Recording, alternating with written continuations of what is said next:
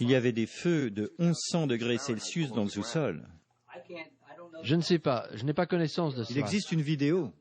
Des températures de 1400 degrés centigrades. Je pense que c'est plutôt difficile de trouver ces températures lors d'un incendie. Il existe des photos de la NASA, des images thermiques qui ont montré ce type de température dans les sous-sols. Vous me les enverrez? Mon nom est Mark. Je suis l'homme qui questionne le Dr Gross, celui qui m'a demandé de lui envoyer un email de ces images thermiques. Quand je l'ai approché après son discours pour obtenir son adresse mail, il a refusé de me la donner. Je pense que ce point est important parce qu'il révèle l'attitude des investigateurs du NIST qui renforce les ignorances liées au 11 septembre. Le métal fondu dans les décombres fut aussi observé avant que les tours ne s'effondrent.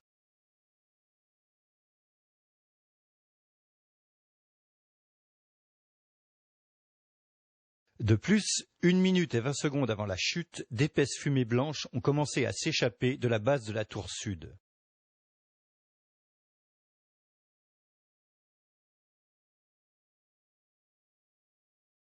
Troisièmement, le béton et pratiquement tout à l'intérieur des tours fut pulvérisé au moment de la chute, excepté le métal.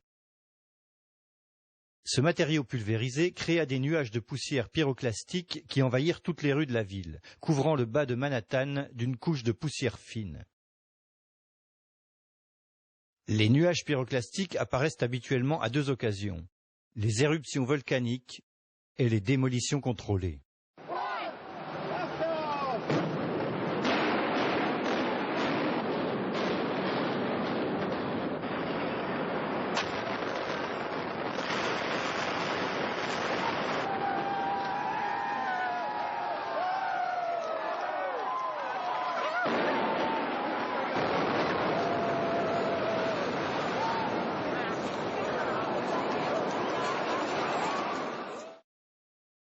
Quatrièmement, des poutrelles d'acier pesant plus de 90 tonnes ont été expulsées latéralement jusqu'à 150 mètres.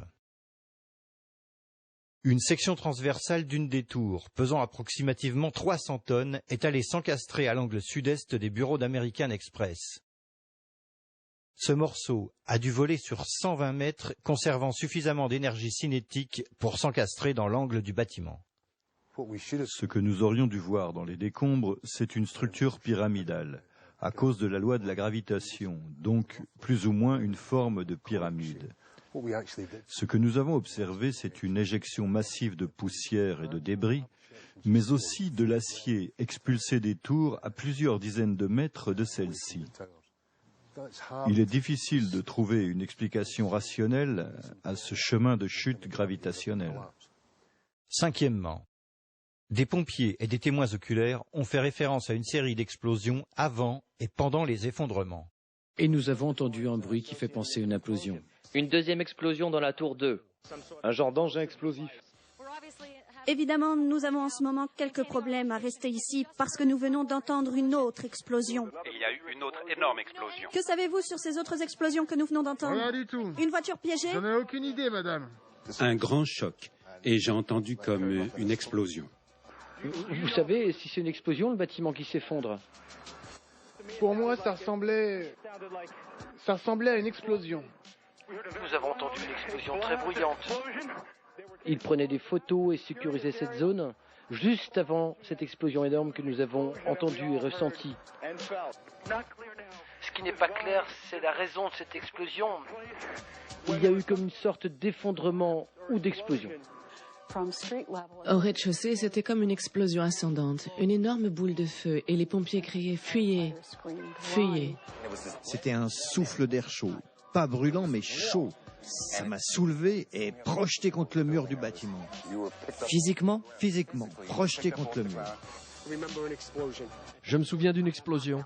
C'est là que j'ai été mis KO. Je ne me souviens de rien d'autre. Puis je me suis levé et j'ai regardé à la fenêtre parce qu'elle avait explosé et la rue plus bas s'était affaissée. C'est alors que des boules de feu ont commencé à monter. Et 1 heure après, nous avons eu cette explosion énorme, beaucoup plus bas. Je ne sais pas ce qui a provoqué cela. 15 minutes après leur entrée, nous avons entendu un boom. Je ne sais pas si c'est la structure interne qui cédait ou une autre explosion. Encore une fois, il s'est produit une seconde explosion. John, il y a quelques secondes s'est produite une explosion énorme. Et il semble que la seconde tour du World Trade Center vienne de s'effondrer. Oh, nous avons entendu un grondement et nous avons commencé à courir. Les vitres ont éclaté et j'ai été projeté sur le trottoir. Et j'ai été aveuglé pendant 20 secondes. Descendre les escaliers a été un enfer. Et alors que nous nous dirigions vers les sorties, nous avons entendu une autre explosion. Et nous avons tous été projetés. Nous étions un moment coincés dans l'escalier. Nous sommes enfin parvenus dans le hall et là, nous avons entendu une énorme explosion. J'ai eu beaucoup de chance. Je ne sais pas ce qui s'est passé après l'explosion. Et je me trouvais au 78e étage de la seconde tour lorsqu'on a évacué la tour. Et c'est là que j'ai entendu les explosions et que nous sommes descendus. Nous présumons, à cause de la première explosion, qu'il y en a eu d'autres, déclenchées par les terroristes, à l'intérieur du bâtiment. Il y a une seconde explosion, probablement due à un engin explosif dans le bâtiment ou dans l'avion, et programmée pour exploser 1 heure après. J'ai entendu une seconde explosion et un autre grondement. Et il y a eu plus de fumée et plus de poussière. J'ai couru à l'intérieur du bâtiment, les lustres tremblaient. Et encore une fois, cette fumée noire dans l'air. En 5 minutes, nous étions déjà recouverts de suie et de poussière. Le capitaine des pompiers est alors entré et nous a demandé d'évacuer parce que s'il y avait une 3e explosion, l'édifice pourrait s'écrouler. Les témoins oculaires ont aussi déclaré que des explosions s'étaient produites au niveau inférieur des tours nord et sud.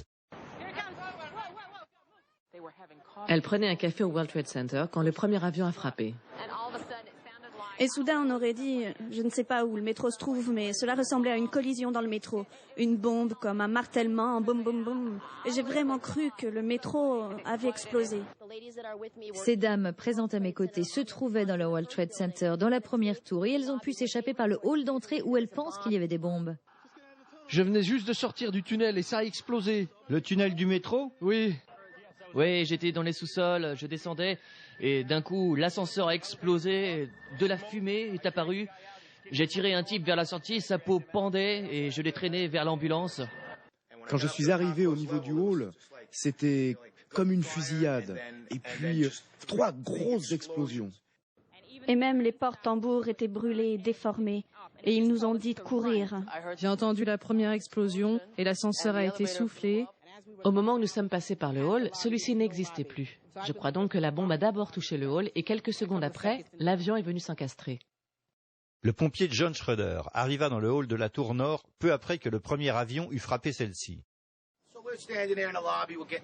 Nous étions donc dans le hall de la tour nord quand soudainement nous avons entendu...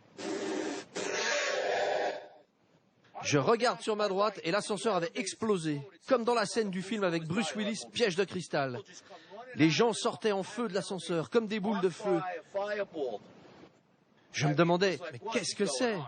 Qu'est-ce qui se passe? L'avion est là-haut et le feu ici en bas. Les gens en feu qui courent, c'est dingue. Nous sommes alors montés au 24e étage et soudainement, nous avons entendu « Signal de détresse, signal de détresse !» Un deuxième avion. Nous nous sommes regardés et on s'est dit « Un deuxième avion, c'est pas possible un deuxième avion !» En quelques secondes, le bâtiment a commencé à bouger et on a été secoués comme des boules de flipper. Et là, on s'est dit, vous savez quoi? Il est temps d'y aller. Nous sommes descendus dans le hall et tout avait été soufflé, tout avait explosé. Et comme nous nous sommes retrouvés seuls, on s'est demandé, mais où sont passés les gens? À cause des débris qui tombaient, ils ont transféré le poste de contrôle au World Trade Center 2. On s'est regardé et encore une fois, on se disait, mais où sont les gens? Nous étions dans le hall et tout avait explosé, tout avait disparu. Mais que se passe-t-il ici? Nous ne savions rien, on se disait c'est dingue. Mais pour toutes les fenêtres du hall qui avaient explosé, et ces fenêtres sont épaisses comme ça, d'une épaisseur de 5 à 7 cm. Elles ont explosé en morceaux vers l'extérieur. Et vous voyez, ça ne venait pas du kérosène. Impossible. Quand les ascenseurs ont explosé, ils étaient au fond du hall. Le hall se trouvait ici. Ce n'est pas plausible. Ça n'aurait jamais dû arriver. Quand nous sommes descendus, c'est comme s'il y avait eu une bombe dans le hall. Il n'y avait pas de feu, juste une bombe apparemment.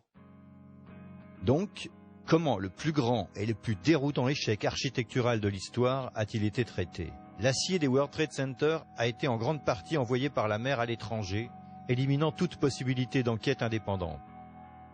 le département de l'urbanisme de New York embaucha 4 compagnies pour évacuer les décombres. Chacune d'elles fut affectée à une zone spécifique, dirigée et commandée par une équipe de 3 personnes. L'opération fut à ce point encadrée et contrôlée qu'en novembre, chacun des camions utilisés pour le déblaiement fut équipé d'un système GPS. Un conducteur qui avait pris une trop longue pause déjeuner fut renvoyé. En avril 2002, près de 185 000 tonnes de décombres avaient été retirées du Ground Zero. L'équipe d'évaluation des bâtiments de la FEMA n'avait même pas l'autorisation d'accès au site. On lui accorda une visite du site début octobre, mais on lui interdit de prélever des échantillons ou d'examiner les plans.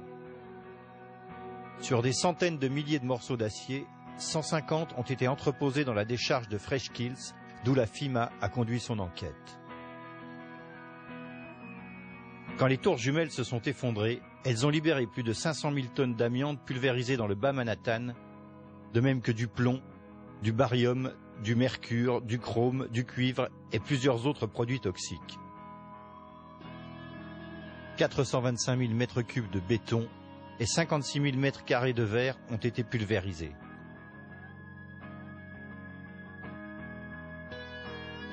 Pendant la construction des tours, un isolant ignifuge composé d'amiante et de ciment fut floqué sur les colonnes centrales.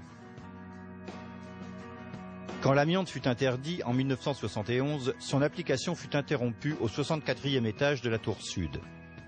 Les autorités portuaires réalisèrent finalement que l'amiante constituait un problème et que la démolition n'était pas une option. En 1989, les autorités portuaires estimèrent le coût du désamiantage du World Trade Center et de l'aéroport de LaGuardia à plus d'1 milliard de dollars. En 2001, le coût, uniquement pour le World Trade Center, aurait atteint ou dépassé le milliard de dollars. Malheureusement, cet argent n'a pas eu besoin d'être utilisé. Bien qu'il parût évident que l'air n'était pas sain, le public fut prié de retourner vers Lower Manhattan. Wall Street a réouvert le 17 septembre et les enfants ont pu reprendre l'école. Pompiers, policiers et sauveteurs sont retournés sur les lieux dans des conditions terribles, utilisant des masques en papier, alors que les officiels étaient équipés contre les produits dangereux. Mon nom est John Phil. Je me trouvais à Ground Zero durant le nettoyage du site. Je me suis blessé gravement au bout de seulement 5 jours. Et gravement est le mot. Avant que cela n'arrive, je me plaignais chaque jour du manque de sécurité du site. Quelqu'un allait se blesser, et ce fut moi. Mais je disais à tous que quelqu'un allait se blesser. En 5 jours et demi, personne ne m'a dit de porter un masque, ne serait-ce qu'une seule fois. Personne n'en avait à cirer du morceau d'acier qui avait dévasté ma vie. Mais comme des milliers qui souffrent et sont malades, je n'ai pas fait le mort. Et je sais qu'une vie humaine s'efface devant le tout-puissant dollar. Et ce qui fait marcher ce pays, c'est ce dollar tout-puissant. Mais pour moi, certains ont perdu toute crédibilité dans cette histoire. L'Agence de protection de l'environnement, sous les ordres directs de la Maison-Blanche, affirma aux New-Yorkais que l'air était respirable. L'administratrice de l'époque, Christine Whiteman, publia un mémo interne le 12 septembre qui indiquait que tout témoignage accordé aux médias devrait être approuvé par le Conseil national de sécurité avant sa publication. Alors, que s'est-il passé? La Maison-Blanche a modifié des publications de presse de l'APE, y ajoutant des déclarations rassurantes et effaçant les avertissements. Sur la note de l'APE du 13 septembre, qui ne fut jamais présentée au public, était inscrit « L'APE teste des sites touchés à des fins environnementales ». La version de la Maison-Blanche, l'APE rassure le public sur des dangers environnementaux. Le 16 septembre, la note de l'APE indiquait « Des échantillons récents de poussière prélevés sur Water Street présentent un taux élevé d'amiante ». La version de la Maison-Blanche, les nouveaux échantillons ont confirmé la qualité de l'air conforme aux normes. Il n'y a donc aucune raison d'alerter le public. Et la Maison-Blanche élude totalement l'avertissement suivant. Les échantillons d'air se révèlent préoccupants pour toutes les personnes travaillant près de Water Street. Pourquoi toutes ces modifications? On nous a dit que le désir de réouvrir Wall Street et des intérêts de sécurité nationale ont été la raison de la modification des rapports officiels. Christy Todd Whitman devrait être en prison pour homicide.